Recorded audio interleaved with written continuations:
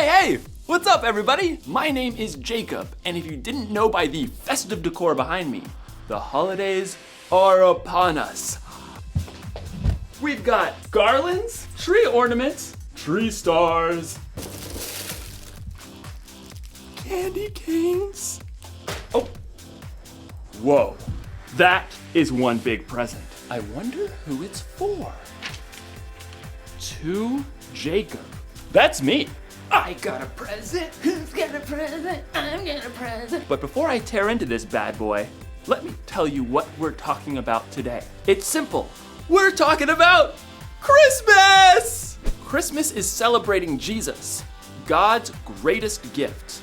Everybody likes gifts, am I right? Especially when they're all wrapped up with a big bow on top. Let's see what I got. Oh man, I hope it's something cool, like a new pair of shoes.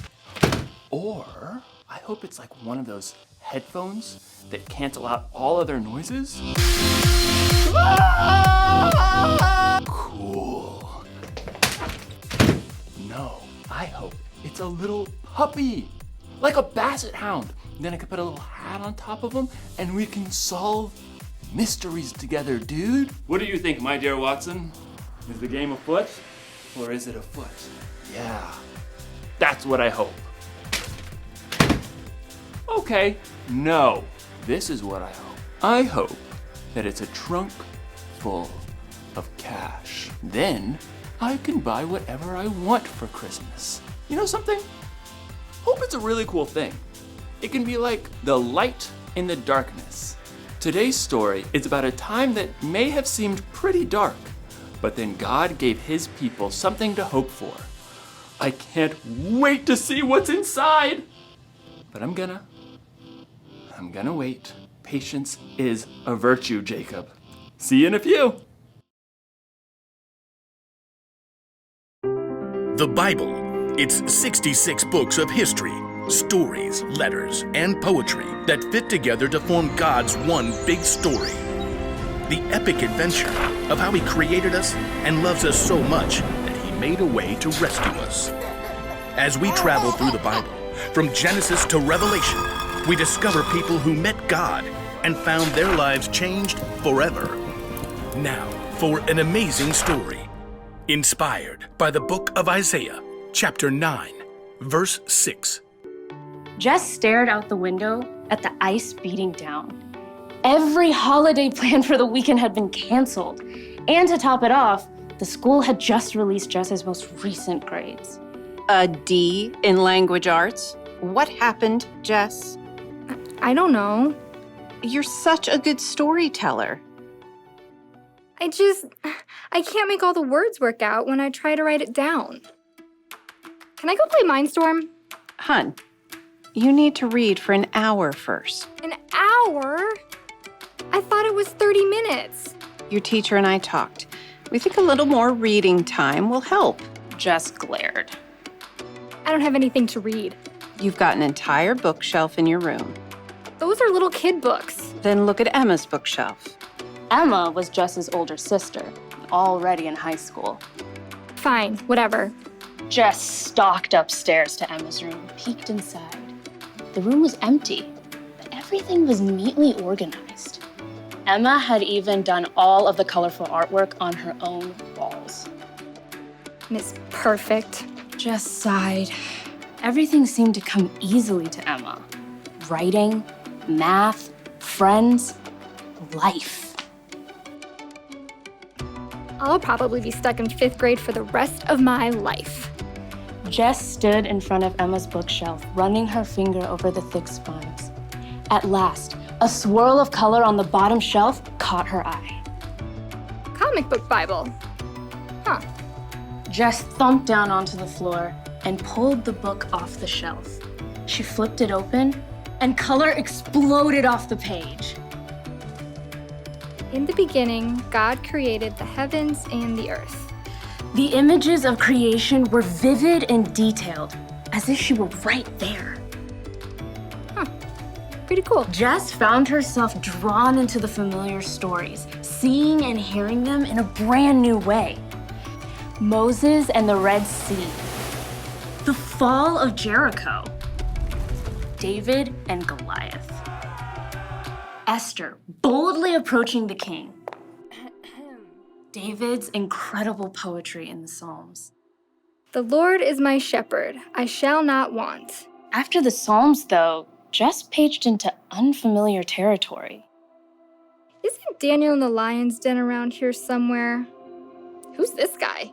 Jess stared at a man with a long white beard, using a quill to scribble on a scroll. A child will be born to us, a son will be given to us. He will rule over us, and he will be called Wonderful Advisor and Mighty God. He will also be called Father who lives forever, and Prince who brings peace. Hey! Jess nearly dropped the book. She glanced up to see Emma standing in the doorway. What are you doing in my room? Mom said I could pick a book. Well, ask next time, okay? I didn't touch anything. Okay, it's fine. Emma settled down on the floor beside Jess and took a look at the book. Aunt Chris gave me this book when I started high school. It's pretty cool. I mean, until this part. It's kind of hard to make a guy writing a letter exciting. Jess pointed out Mr. Whitebeard. Oh, you mean Isaiah? Who's he talking about? Jesus? Yeah, but it's way more amazing when you look at the big picture. You see, God's people were in big trouble. Over and over, the Israelites promised to love and obey God.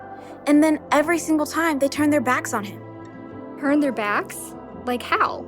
Well, they'd start praying to false gods like other nations around them, trying to do things their own way. So, God allowed them to be captured by other nations.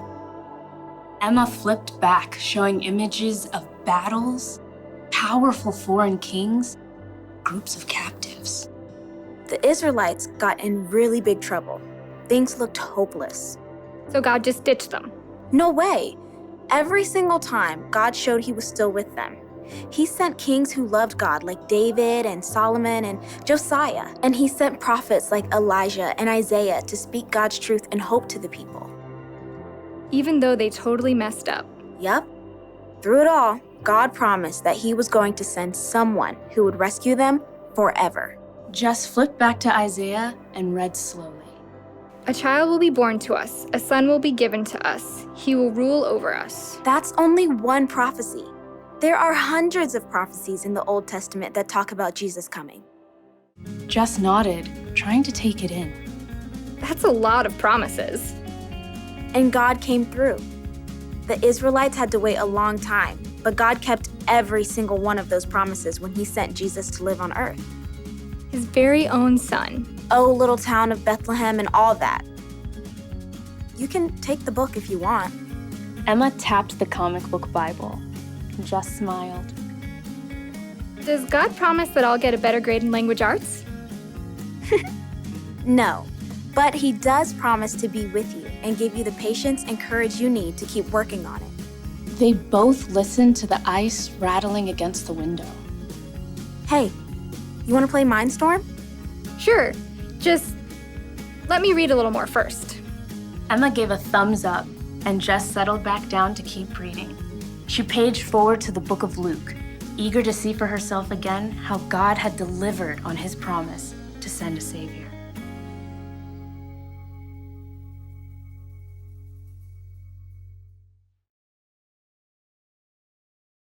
Okay, so hundreds of years before the very first Christmas, it felt like God's people were in the dark. They dealt with bad kings and wars with other nations. They'd been taken captive and removed from their homes. They needed help. They needed hope. You may not know exactly what that's like, but you've probably been through a dark day or two. Trouble at home, trouble at school, trouble in the world. Sometimes you need a little hope to get you through it, to help you cancel out the noise. Well, the good news for God's people hundreds of years ago turned out to be good news for us too. God promised through Isaiah that he would send a baby who would one day save the world. And around 700 years later, God kept his promise when Jesus was born.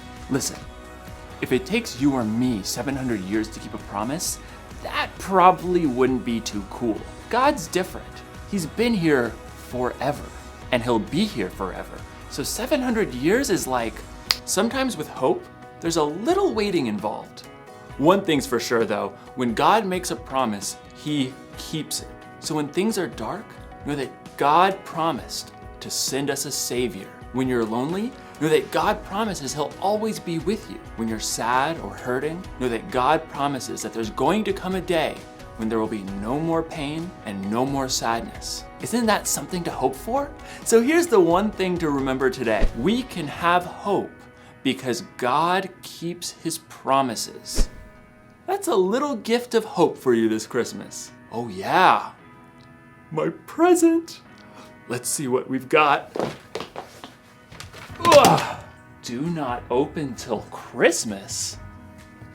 Oh man, looks like I'm gonna be hoping for a couple more weeks. It's definitely not a puppy. I'll see you next time. Woof, woof.